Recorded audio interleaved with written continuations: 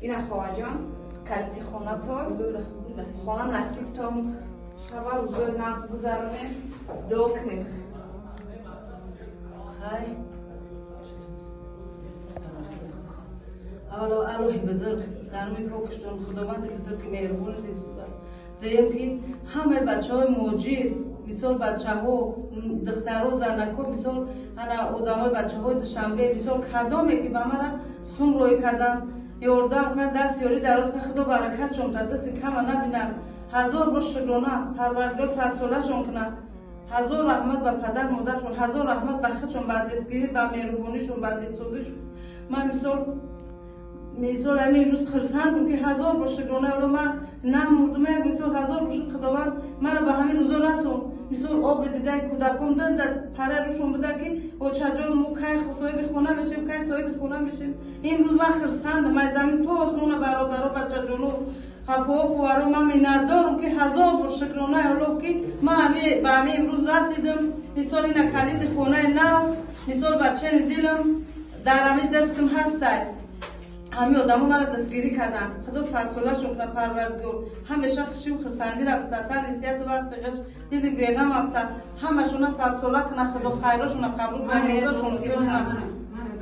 سلام علیکم دوستان عزیز، امیدوارم صحت و سلامتید انشالله. الله سبحانه و تعالی برکت تامتا. چه خیلی که نوارا دیدین مادری که تا دین روز امید نداشت که سبحان الله صاحب خانه می شود و ما یک جا الحمدلله توانستیم با همین مادر یک خانه توفیق کنیم الحمدلله.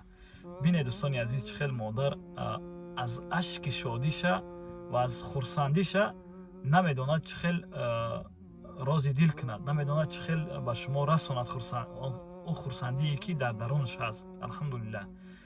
و دوستان عزیز الحمدلله که مادر در حق هر یک برادران و خواهرانی که کمک کردند دستگیری کردند دعای نیک کرد الحمدلله.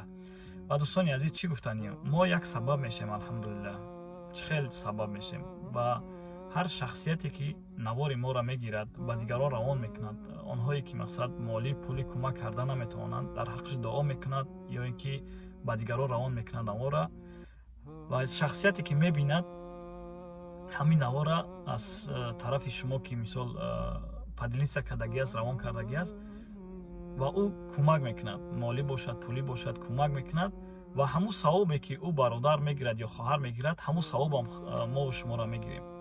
با همین خاطر دوستان عزیز از هر یک تا شما خواهش میکنم که نوارای ما را پدلیسا کنید یعنی با دیگران روان کنید تا که دیگران هم خبردار شوند در ثواب ما هم خوش شویم. آنهایی که کمک کردن نمیتوانند در کامنتاری ها می نویسند گپای قبیح، الله سبحانه و تعالی هدایتتان کنه. هر شخصی که کمک کردن نمیتواند مجبوری نیست سبحان الله. هر کسی که کمک کردن نمیتواند حداقل دعا کند، دعا کردن نمیتواند حداقل نوار بگیرد پدلیسا کند، شاید همون نوار تو سبب شوی و کمک رسد. و همین خاطر دوستان عزیز در کار نیست هر گپ و چپ زیادی.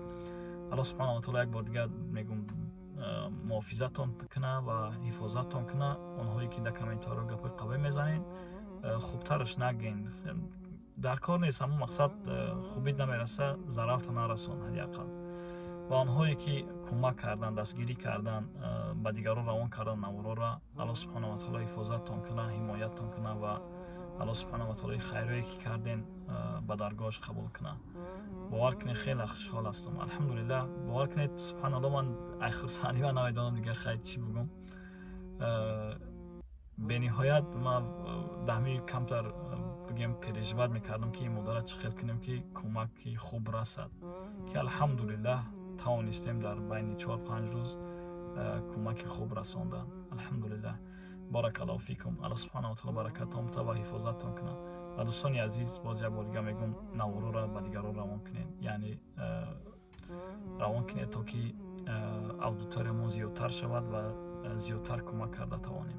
بارک الله فیکم. سلام علیکم و رحمت الله.